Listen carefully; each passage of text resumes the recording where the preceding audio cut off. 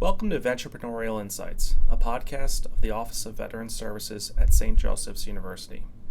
Vetrepreneurial Insights provides a platform for women veteran and military spouse entrepreneurs so that they can share their stories about overcoming obstacles and forging new paths on their journey to entrepreneurial success.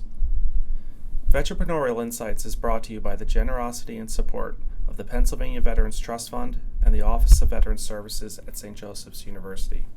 I'm your host, Kevin Gelsizer. Today's guest is Aronda Smith-Benson. Aronda is the founder and president of the Women Veteran Command Center in Philadelphia. From 2013 to 2018, she served on Philadelphia City Council Veterans Advisory Commission. Recently, she launched a new venture as an executive and life coach with a focus on military-civilian transitions, program development, and leading from the center. Aronda is a veteran of the United States Army and deployed as a part of Operation Desert Storm, where she served as a medic with the 3rd Armored Division 45th Support Battalion. We are pleased to welcome Aronda to Vetrepreneurial Insights. I'm going to introduce my co-host. My co-host is a local leader in the Philadelphia community veteran space. Her name is Lieutenant Colonel Maura Gillan, U.S. Army retired. So, Mo, would you mind introducing yourself?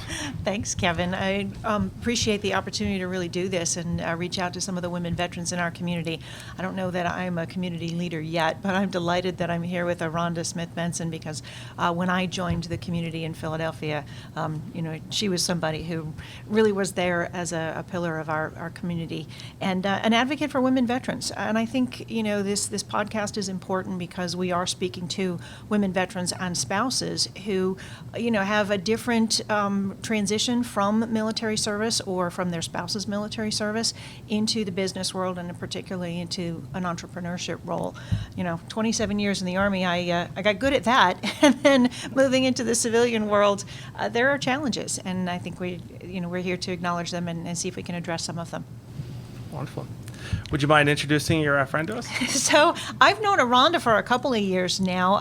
When I left active duty service here in Philadelphia, I joined the Veterans Multi-Service Center, and Aronda was already there on the staff doing great work. She had established the Women Veterans Center there, and I just viewed her, I will say that I was speaking with someone else, a mutual friend today, Aronda, and she called you a solid chick.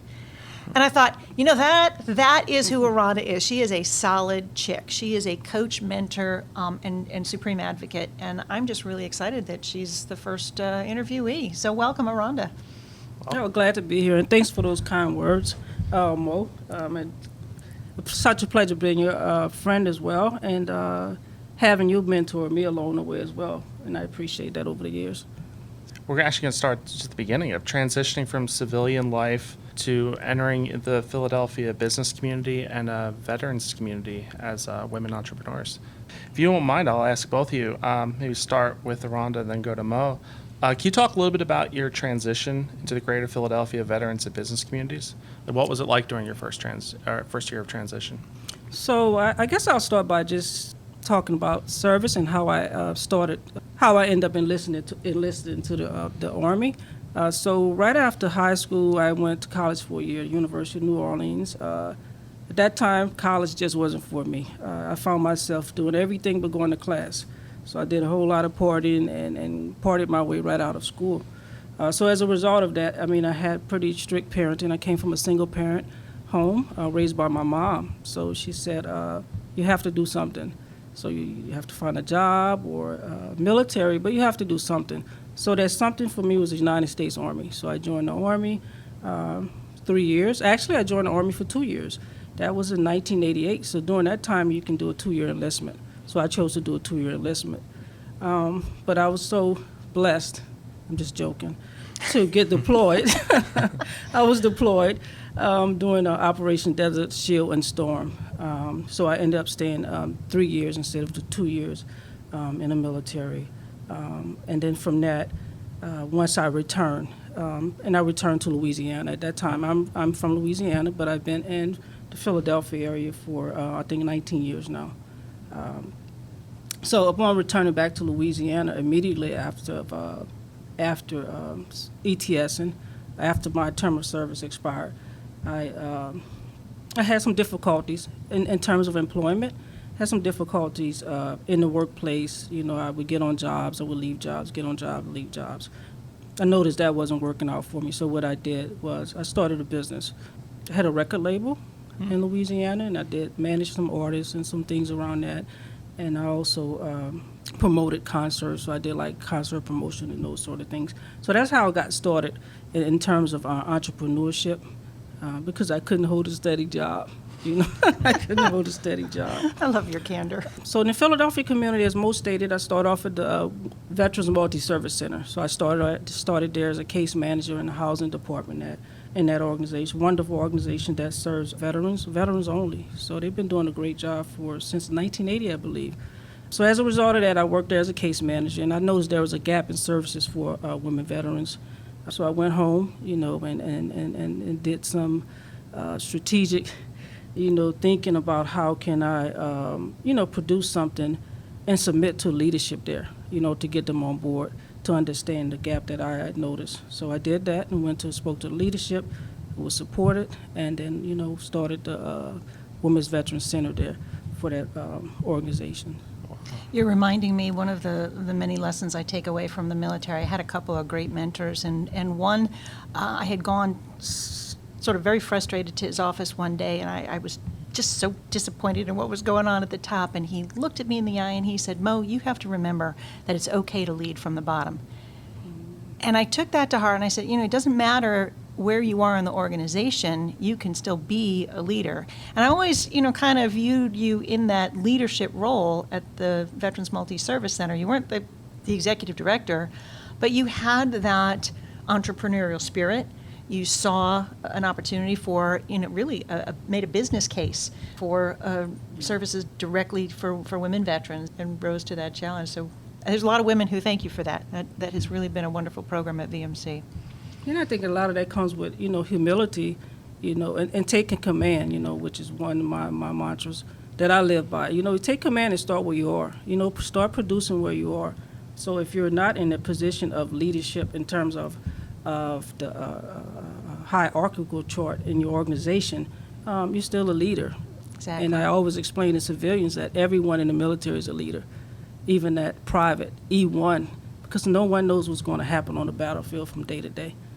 We might not have a Mo, we may not have a lieutenant colonel there, so that person, the next person in line, has to be ready and geared up to become a leader. So that's Absolutely. One thing I did learn about the military. You always got to make sure you're equipped. You need to be equipped. Can I ask you, what caused you to move from the Women's Veterans Center at VMC to establish the Women Veteran Command Center? And I love the idea of the title of that organization. So basically, the Women Veterans, the Veterans Multi-Service Center, excuse me. The Women's Center there was kind of focused on what the company's mission and objective was around supportive services. So after many years of working with the women veterans there, something within myself changed in terms of how I viewed veterans, and internally for me something had changed as well. That I noticed that we were much more capable of doing some things if we just had some assistance. So the move over to the Women's Veterans Command Center was basically just to start something around helping women to find and fulfill a purpose via coaching. So what we do there is a lot more of coaching, whether it's executive coaching, life coaching, whatever is applicable to the individual. But I felt that women veterans, and after doing some research as well, many of our female veterans come home from services with a bachelor's level, education, or may have been at least to an NCO level. So they have some leadership qualities and all these different things, but they may not know just how to maneuver in terms of that transition from the service to the civilian. Like, how do I do that? Like, how do I utilize these things, these skills that I've learned? So the Women's Veterans Command Center basically is just a space to give the women the opportunity for them to tell us what are their desires, and then we just kind of co-create that situation with the ladies. And at the time, you were involved in your own higher education goals, right?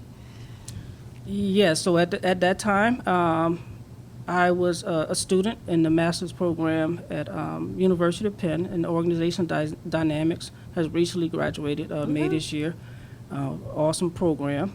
So that I guess the benefit of that is the things that I learned. I can do effectively. On the job as I was learning in class. I was able to put some of those things into practice, which made for stronger business model, but also made a space for the ladies to have, adequate real time in terms of organization dynamics and those sort of things, like real time, what's going on around like idealized design. One of the things Russ Acecoff, in terms of creating businesses, and you can also use it personally as well.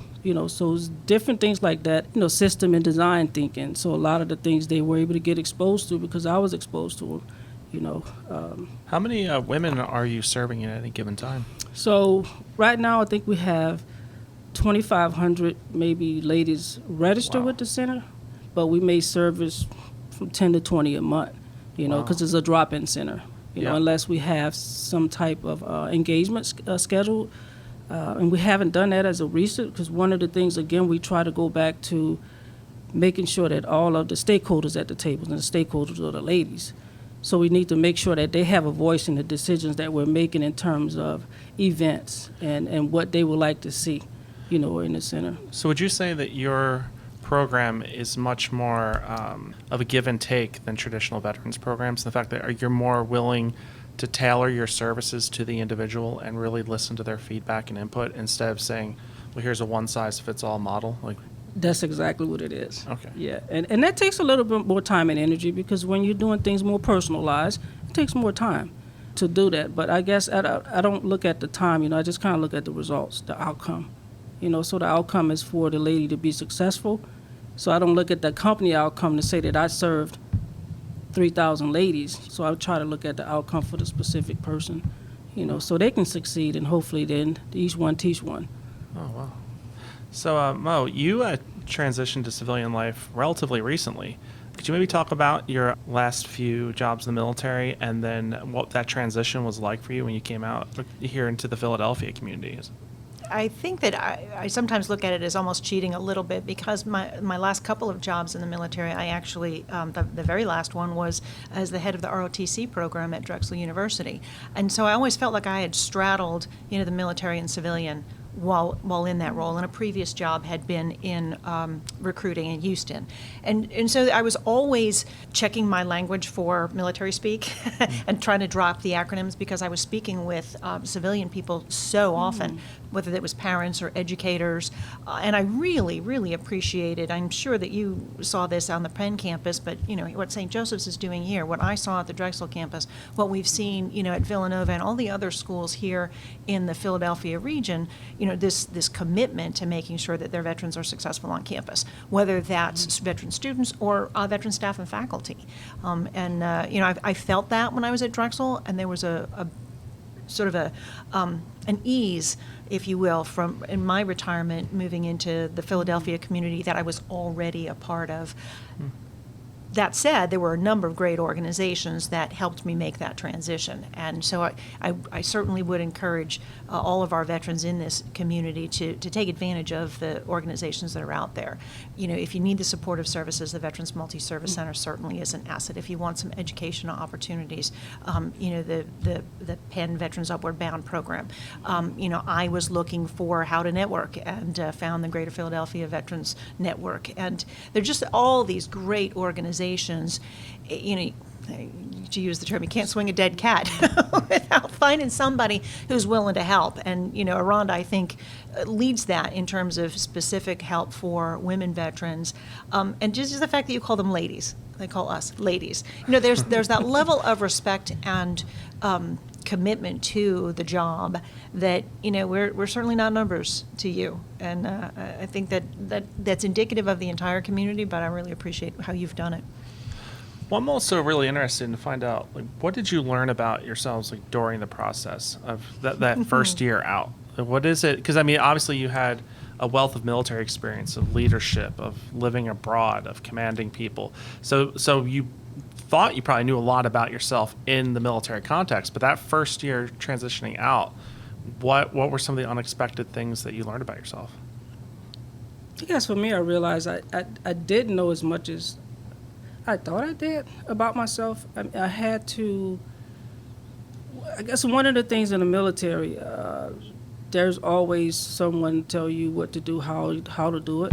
And we had an SOP for everything. Mm-hmm. I mean, if you want to go to the bathroom or something, go to latrine, you know how to go to latrine or whatever. But, I mean, so it's an SOP for everything. But, of course, once you're a civilian, it's tight, So it's not someone instructed you where to go, when to go, how to go, and those sort of things. So I had to kind of sit back and, assess, wow, you're on your own, literally now, And my mother was still living at the time. Of course, I can go to her, for certain things, but I really had to find that, I guess, being independent in that sense was just different. I mean, it was different. I mean, you get up in the morning, you do PT, physical training, so you do your PT and you go to work, and I mean, everything was so structured, so just to get away from that structure for me was a little difficult, and I know I felt very awkward because I had friends that had never served, and so they saw life, a little bit different, through a different set of lenses. So it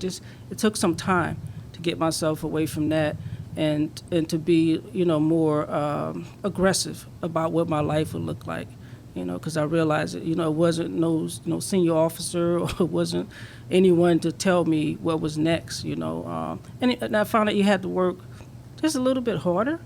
Because in the military, I mean, if you do your job, you go to the board, you get your raises, you get all this, you get cost of living, all that stuff is so beautiful, And I just talked to a friend of mine that's a civilian, and she's working as a civilian, and she was talking about the cost of living allowance and different things like that, and it just kind of brought back memories, when we get the COLA and those different things like that. But it's just not something that we personally had to think about. It wasn't things you thought about personally. So Did when you ever your have payday gas was, coupons? I mean, yeah, yeah. So everything was there, and just coming home, it just wasn't. You just have to be a little more aggressive about what you want your life to look like. And I think what was unfortunate for me, it was no one, in terms of agencies, that I was able to turn to just to get those answers. It was no one there. I mean, I came out in 1991, so. During that time, it wasn't those type of programs or someone you can just go up to say, hey, I'm transitioning, I'm home. The only thing that I can remember is they go tell you to register your DD 242 at the courthouse, and you're out, and they'll tell you about the American Legion, which is really very male-dominated, and it's usually older, veterans that are in the American Legions and VFWs, that sort of thing. But it was just not too many places to turn, even during that time. Employment agencies weren't really prepared for, prior service in terms of how to interpret our skills that we learned in the military and how to, transfer them to our civilian lives. Again, you just had to be very aggressive about what you wanted your life to look like. And it certainly has changed, the years since you got out of the service and my own transition. Again, I felt a little bit like I was spoiled because I had been doing some reading about business, and I didn't feel like I wanted to, sort of be drowning in the deep end of the pool. But to use the pool metaphor, someone had said, try if you're transitioning not to move over too many swim lanes. And I thought, okay. So here I am in this military swim lane, kind of the green water, whatever. Let me see if I can move over to the veteran space, and so serving in a veteran organization, serving other veterans was easy. It was that transition into other people who kind of spoke the way I did, and we had a lot of common background, and you could pick up on each other's acronyms very quickly. So that made my transition, again, that much easier. And the programs that were available. We took one excellent webinar on budgeting. You're talking about the COLA and the housing allowance and all the rest of that stuff. And so to put that in a civilian budget is, wow, you're translating a lot. But we were given a worksheet and had to go through it very deliberately. And during this webinar, the instructor, as part of that transition assistance program, kind of took us through. And I was able to then clearly say to, an interview, here's my bottom line for what I'm looking for in salary. That experience was so helpful. in the transition, to be able to know what numbers I needed and then be able to say that, because when you're in the military, you don't, the numbers are completely different. They're just different. Well, what did you learn about yourself during that process? I did have someone who said, he talked about the idea that the hiring is going to come from the small and medium-sized businesses, and you really have to get out there and network. And I think even though I had come from the recruiting background and I knew how to speak about the military, networking is a very different communication interaction. There's a lot of listening, a lot of some storytelling, but you got to tell short stories and then move on and let the other person tell their story. So I think I found that I had some skills, especially on the communication side, but they needed to be refined for the business community. Oh, wow. Well, thank you for that. I really appreciate that.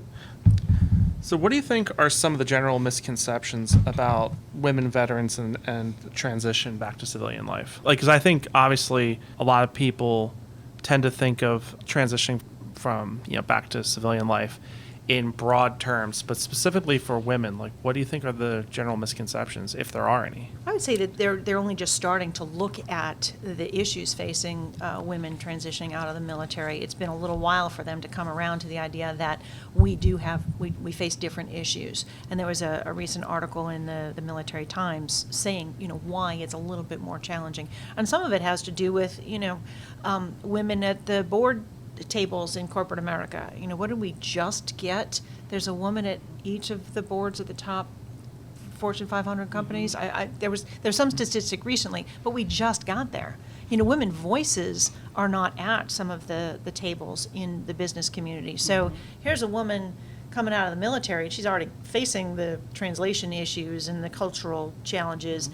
And she's trying to get to a table where she's not viewed as an equal. Well, we came from jobs where we were viewed as equals. That's a challenge right there. And I think that's something that the communities are just starting to identify and address. I wouldn't say that's a misperception. I think that's actually a reality, a sad reality that we have to look at. Yeah, I would have to agree with Mo. I think a lot of things around women veterans and the transition, or just now getting to a place, where there's a lot of research and things and focus groups and everything you can imagine, which is a great thing. One of the things, examples that I use when I get asked that question, in terms of deployment, oftentimes, not all the time, but oftentimes, women veterans are the primary caregiver, and if that person has deployed, and then once they return home, they immediately go right back into parenting. Mm-hmm. Yeah. And that's just like a disaster waiting to happen. I mean, if they haven't had any time to decompress, so that can result in many different things. Maybe drug use or different behaviors or addictions or that sort of thing, but not having that support. So that's one of the things that comes to mind, when I think about women veterans returning, and also healthcare. But I think healthcare is overall in the VA medical centers for females, they've been very attentive. I know at our local VA we have a center now that's private. It started in a space where you can actually walk on that floor and you can walk through the clinic. But they've since changed that, and now it's very private, it's comfortable. The aesthetics are very nice, it's more soft and a little bit more touching, in that space. So I think they've done a lot around the health care of women veterans, but I think there's some other things, and military sexual trauma is one of the things that I think now is getting a lot of attention as well, to focus on women that have been, exposed or have had some type of sexual abuse or that sort of thing. But I think there's more work that can be done around that in terms of, how do we get the women to open up and be comfortable with sharing that happened, because they kind of feel that may be some backlash, even though they're civilian now. They're civilians now. A lot of them still feel that, okay, if I say that it was Sergeant so-and-so, we'll have to go to court. Is that going to be a backlash from that sort of thing like that? So that's the only area that I can think of that, we can probably do just a little bit more work around military sexual trauma. What defining it, for one, because a lot of ladies, we've had the therapists come from the vet center and have sessions to explain to the ladies what MST was, because they didn't even know how to define it. I'm glad that you So just mentioned the kinda Vet start Center, that. because that has been a great outlet for me and some of my other women veteran friends. You know, the Vet Center is a sort of a separate branch within the VA medical administration, or the health administration. So, you know, the VA's got their the benefits, they've got the health, and then they've got the third one is actually cemeteries. I don't know if anybody knew that. But so they got the three branches of the VA, and then within that VA healthcare, they've got this sort of offshoot that's the vet centers. And it's, you know, not the clinical psychologists, but a lot of wonderful therapists, and there are a number of vet centers. I happen to go to the one in Norristown, was there this morning. Love that staff and what they're doing specifically for women veterans, especially around the MST issue, has been really valuable for us. I agree with you. There's more work to be done. I almost feel like the more the stories come out, and you know, here we got stuff in front of Congress right now. The more the stories come out, the more they're told, and there isn't any backlash, and there is support. I think that's going to be very valuable in getting more assistance. Before we start talking about your current enterprises, maybe we can talk just a little bit more about the Women Veteran Command Center in Philadelphia. For someone who has never heard of it before, can you just kind of really briefly and concisely talk about exactly what it is and how they can kind of get in touch with you? Okay, so the Women's Veterans Command Center, right now we're located at 3900 Ford Road, Suite 14A, here in Philadelphia. So they can go on the website. We do have a website. It's Women Veterans CC, as in Charlie.com. So definitely can go on the website or give us a call at 267-455-0831 would be the number they can contact us. But basically, the Women Veterans Center is just a space. I like to think of it as a space just to be. When you walk through the door at the Women Veterans Center, it's no demands on you.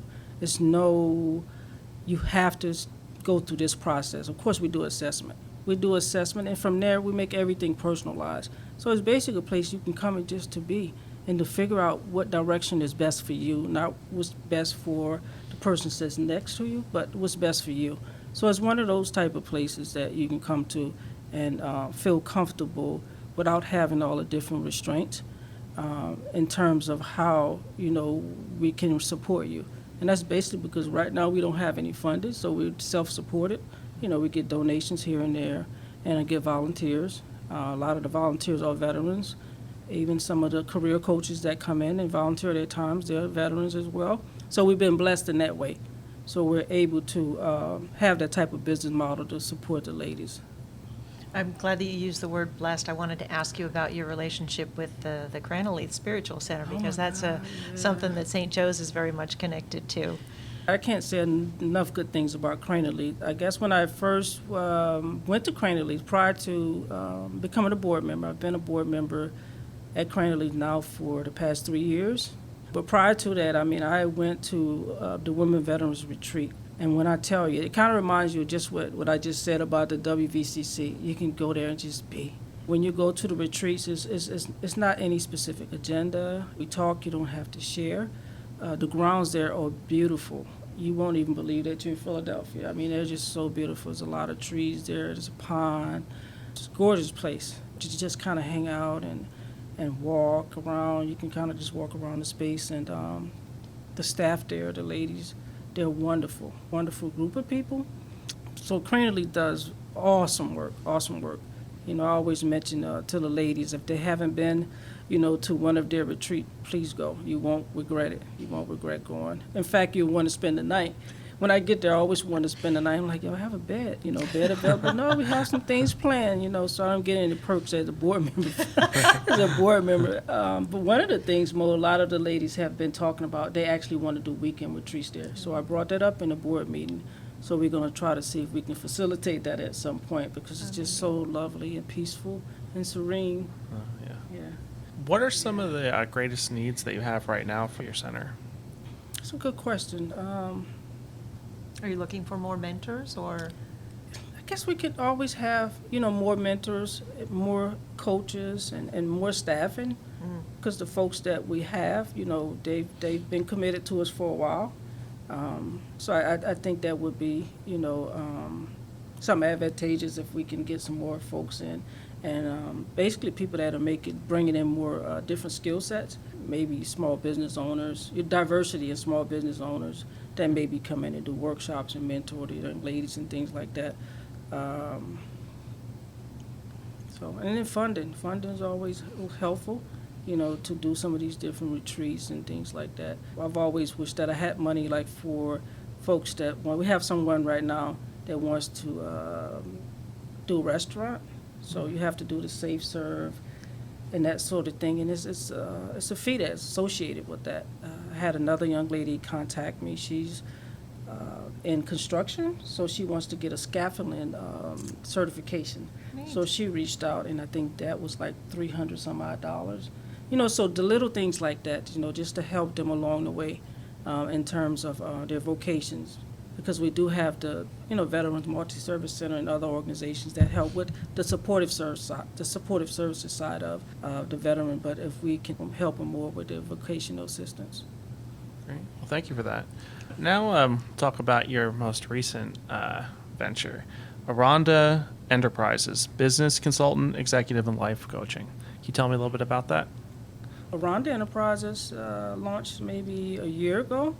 That came about because over the years I had did so many things in terms of entrepreneurship, founding organizations, and I had managed recording artists as well, that sort of thing. So I was like, spoke to a mentor of mine, and she was like, it's time for you.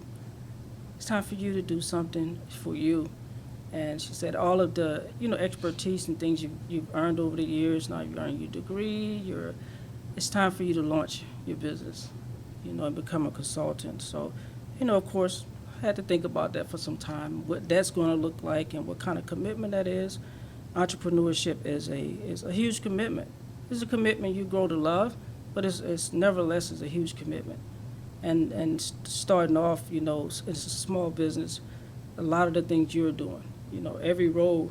If somebody gets called and they say, "Hey, I want to speak to the person in finance," hey, you speaking to her. Hi, can I help you? So whatever it is, you're that person, and it can be overwhelming. I can remember back when I started the business a long time ago. This is pre-social media, So now even just to keep up with social media is a huge task. Oh, yeah. But again, if they call and ask for who's the social media person, are you speaking to them? So just to try to keep your social media and everything updated and keep people informed, though. But basically, that's how the program. That's how Rhonda Enterprises came to be. You working on some interesting projects right now? So right now, one of the projects I'm working on is with a large nonprofit that works with seniors. Works with senior citizens. So I'm developing a program for them for seniors, for seniors that are veterans. So they want to start a veteran arm for their organization. So I'm working on that project with those guys. I also have a project working with the district attorney in terms of, it's in a space in a city where they don't have veterans court like we have here. So I'm also doing some consulting for them around how to best serve, veterans that come through the criminal justice system. Wow, that's cutting edge. So many of our veterans are aging right now, so to work in the senior citizens space, that's critically important. I really appreciate that. Yes, and I really respect the company for wanting to, place emphasis on those veterans that come through their organization. Yeah. To make sure that they're getting housing opportunities that may be available. And of course, Mo, about those. Really well about the SSVF and those different programs that may be available to the veterans and other benefits as well.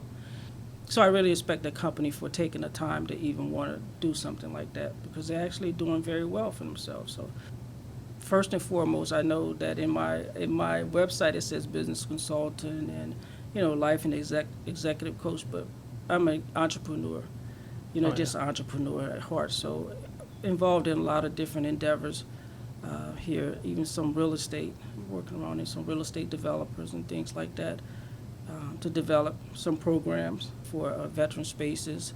I'm kind of curious because lately it seems like the idea of executive coaching has really taken off in our culture. And so particularly for our women veterans, like how should they, if they're looking to be mentored or to find a coach, like how should they approach finding a coach if they can't find you? And also, like what should they expect from the relationship, and how should they kind of go about preparing to enter into that kind of relationship? I think when I think about coaching, any coaching, executive coaching, which in short is just coaching leaders, life coaches, whatever, I think that it's kind of that same process of to determine when you're going to a therapist. You still have to have a connection, so generally when I have, I meet the client the first time, we go through this process just to make sure that it's going to be okay for the both of us. Because you need that connection to make the whole process, what the word effective. Effective. Yeah, Thank I you. could definitely see Thank that. you. I Thank like you. that analogy to the Yeah. therapist relationship. So you go through that whole process the first time you meet with the client to just figure, just to kind of sort through that. Well, I'm kind of interested in that first process where someone might decide they really need a coach and a mentor, and how they should approach that. Because I know in the military, generally you're kind of told to just kind of suck it up and move on. And there might be informal mentorship, but it really means do this, do that. And so, like, how should a person cultivate within themselves, like, an appreciation for kind of this need that they'll have? So how will they kind of move towards that? What can they do before they approach a coach to think about what they would need for that relationship? And then how should they go about actually finding that person?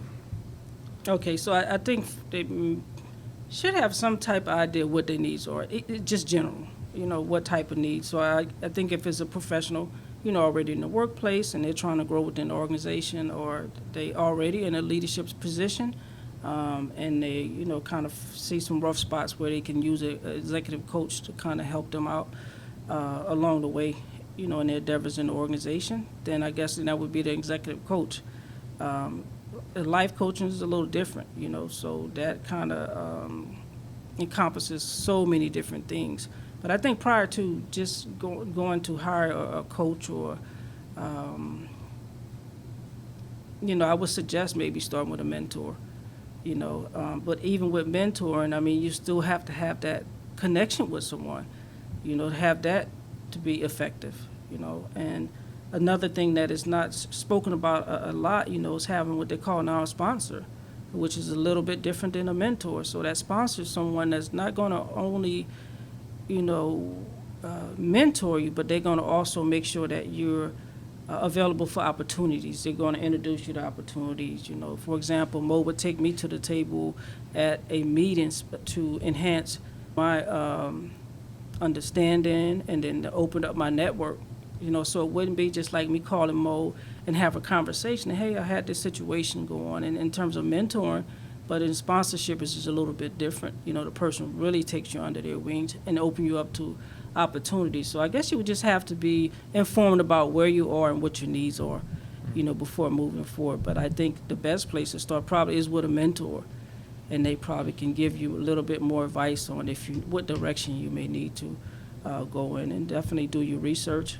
Coaching is becoming more commonplace, so I always tell people to look at, credentials, experience, and that sort of thing, because this person is advising you. This person is co-creating your journey, so you want to make sure that this is not something they just woke up this morning and say, I'm a coach, because coaching, entails a lot more than people realize. I love that phrase, co-creating your journey. And, when you think of a coach, you're thinking in terms of the athlete model. Right. And, some folks who are telling you which set of skills you need to work on, which set of skills, maybe they pat you on the back because you got it right. And then when you're off the track, they're going to kind of let you know that too. Right. And I do view that coaching model as a little different from, maybe the mentorship. Mentors can be kind of tough on you too, but mentor being more internal to the organization you're already a part of, whereas a coach could be a little more external. Yep. So there are organizations that have, coaching within the organization. But it's more Interesting. it's more common for them to come from the outside Yeah. because they've noticed that that's not as effective because the person doesn't really want to open up to another staff person in regards to some things they're experiencing. And the coaching relationship should be confidential. Even if the organization hires the coach to come in, it's still confidential. So some people feel really uneasy with the coaches that work within the organization. So, What are some of the skills you tend to focus on as you're coaching?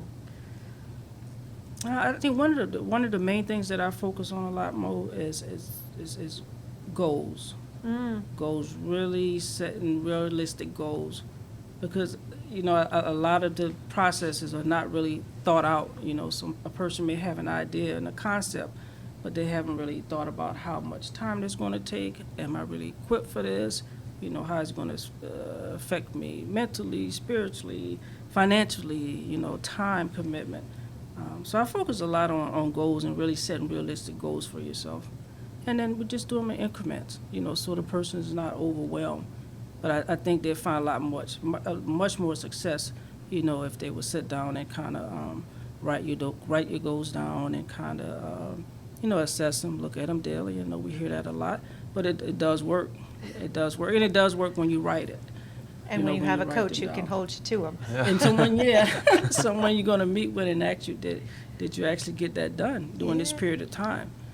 So that's when the coaching is helpful. And and if you didn't, it's not the end of the world. You just go back and look at it again and assess it again and then move forward. I guess I'd like to open this question up to both of you now. So what are your hopes for the future for your own careers, your own lives moving forward in this space? And then what are your hopes for just the future of women in the business community in Philadelphia and the women's veterans space in Philadelphia, like in the immediate future? Because I know you guys have really taken a leadership role over the past several years, and what I've seen is this space has evolved so quickly. I've never seen anything like it. And there are a So- number of other women leaders stepping up, which Yeah. is really neat to see. So to watch Philadelphia evolve that way in terms of, the continued strengthening of the community with different faces who are taking on different roles and expanding the variety of services that are available. I think that's probably what I would love to see continue to happen for our community. Myself personally, I'm kind of in the, what are my kids doing? yeah. And I got a granddaughter. Aronda's now got a granddaughter, so we share that. And it does change you, where am I and where am I, where are the other two generations, and how can I, make sure that they're going to be successful in their goals? Yeah, I definitely agree with Mo. Even in terms of the Women's Veterans Command Center, I've stepped down and there's another veteran that's in that space now, running the center, Aronda Smith-Benson. She's a retired Air Force major. So, my hopes is to create spaces for other women veterans to become leaders and excel. So if you had one piece of advice for someone that's just starting out in the Philadelphia community or Pennsylvania into this space, into this women's veteran space and entrepreneurship, or just leadership in the veteran space in general, or their communities, like what one piece of advice would you give for that? I have one word that comes to my mind, but it actually goes in 3 different directions. Okay. And I wrote down this word, and I saw you smile when I wrote it down. Shoes. So, like I said, it goes in a couple of different directions, but I feel like when you take off that uniform, you got to figure out what your new uniform's going to be. And I actually wrote a little article on, 5 tips for the woman recently transitioned from the military. And it's things like, shop at the thrift stores, because you know what? That makes life easy and stays in your budget. Knits, I don't like to iron, so just some simple stuff. But I think, if you can figure out what size heel you want as a woman, and then all your pants are the same length. It keeps things simple. If you can figure out what shoe fits your foot, makes you feel good. I'm loving what you're wearing. Those are cool. Comfortable, very comfortable. Yeah, it's comfortable because you got to be able to move out. Yes. So don't be tottering around on the stilettos, because it's not going to work for the image that you want to present. And I think so much of what we want to present is some confidence. Mm-hmm. And I think we tend to be a little bit shaky when we first come out, but we need to project some confidence, and what you wear matters. And then the third piece of it is, I like to tell a story about the first pair of boots that I was issued in the Army, and I have practiced that story in a way that I can tell it to civilians and they get it. And I've washed that story of all the military acronyms, and I think that if we have a couple of those little stories in our pocket, That's a that skill we set. can, isn't it? No, right? seriously, it is. To be able to flush the other stuff, to communicate well, and just have a couple of those little hip pocket stories, and some of mine are stories about shoes. That works when you're networking, as following back to what I said was something I had to learn how to do. So it sounds a little girly, I guess, but it's all about the shoes. But if it works for the audience, I mean, it works. Yes. Yeah. So I guess to me, it's just figuring out your why. I Yeah. think you just have to know the why, what you're doing, which is sometimes it's not that easy as I'm saying it, but you have to know the why. And I think once you know the why, it's a lot easier to, to start on your journey. Yeah. But I think we just need to sit back on the why we're doing something, and oftentimes you hear the money, and I'm like, well, what's money? What is currency? What is your currency? Yeah. What that looks like. What does wealth look like for you? What's it allow you to do? What you're comfortable. How comfortable you need to be. So just kind of figure out your why. And certainly my biggest why is family and legacy. So that's my why for everything that I do. Because I was blessed not to come from a wealthy family, but it was a lot of wealth in terms of love, and support that I've had. Grew up in a rural area in Louisiana called Gibson, Louisiana. And my You great still get uncle. back there, don't you? Oh yeah, I go back as often as I can. A great uncle that was an entrepreneur back in those times, which was a big deal for African American. And he was well respected in his community. And one of the stories that they always tell us about him, that even during that time, they call him Mr. and Sir. And that was obviously very uncommon, during that time. So just family, and leaving a legacy, but just knowing your why. Just knowing your why for doing whatever it is you're anticipating doing. You went deep on that one. I like it. Well, thank you again for this wonderful conversation. I know this is going to bless all the listeners out there. And also thank you for your patience with me. This is my first podcast. So did great. we're excited. You did awesome. We're excited job. about Yeah. the future of this podcast. I'm really excited about the future of what you guys are doing to kind of lead this community and to help it move on to its next phase. It's really appreciated. Yeah. Thank you. Yeah. I'll offer you my personal thanks, because Yeah, as me as well. I want to thank meant a lot to St. me. Joe's for having this space, to have this space and this idea, invite us to the table to have this discussion. So I appreciate it.